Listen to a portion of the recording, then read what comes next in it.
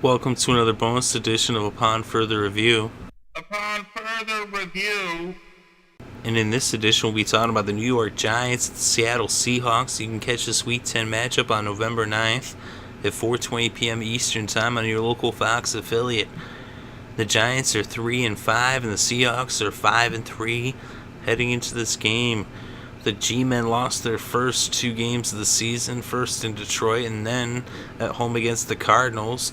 They then won the next three straight as they beat the Texans in New York. Then they went to Washington to beat the Redskins. Then they won at home against the Falcons. They were 3-2 at that point. Things were looking up. But then they lost two straight games to division rivals. First to the Eagles in Philadelphia in Week 6. Then to the Cowboys in Week 7 in Dallas. They then had their bye.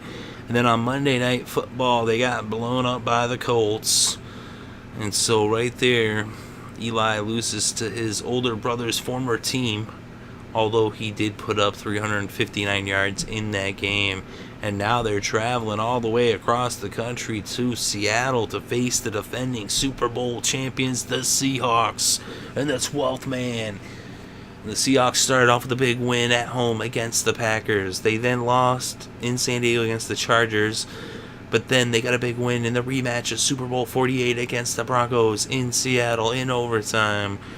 They then had their bye, and then they beat up on the Redskins on Monday Night Football in Washington in a game that was not as close as the scoreboard indicated, even though they won by 10 points. Then they lost at home against Dallas in a rare defeat for the Seahawks at home. Then they went to St. Louis and they lost back-to-back, which is also a rare thing for the Seahawks. But then they got the next 2 weeks in the W column, first with a win against the Panthers in Carolina in a defensive battle, and then at home against the Raiders. And now they're hosting the Giants. And I believe the Seahawks should take this game. They are kind of banged up. They do have some injuries. So do the Giants. Looks like Rashad Jennings should be playing, but we'll see as game time approaches how that all plays out. And the Seahawks, they do have a lot of injuries, but I still believe in Seattle they can pull off this victory. I think they shouldn't really have too much problem.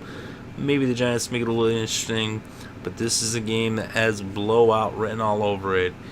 But we'll see. If Eli turns over the ball, the Seahawks get into the end zone, some pick sixes, then this one will get ugly. But it could be competitive. But let's look at the numbers. The Giants are 17th in the NFL when it comes to passing proficiency and passing yards per game. The Seahawks are 30th. When it comes to passing defense, though, the Giants are 28th. The Seahawks are 6th. So the advantage goes to the Seahawks.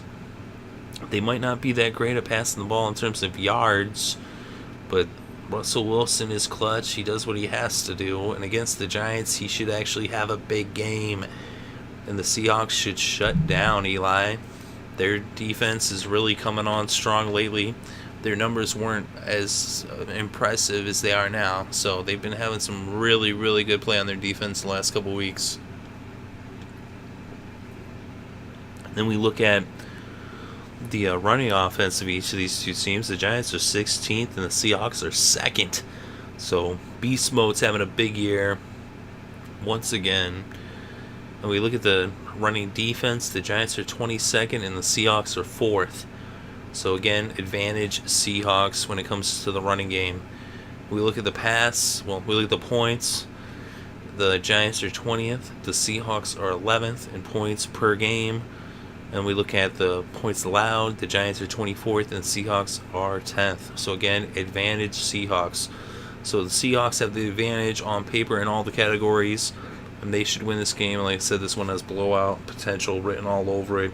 This one could get really ugly. I think Russell Wilson should have 300 yards, at least 200 yards. He should run for 100. Probably have a couple touchdowns to the air, one on the ground. Big week for Russell. Big week for Beast Mode, big week for the defense, and a big win against the G-Men. That's what I think is going to happen.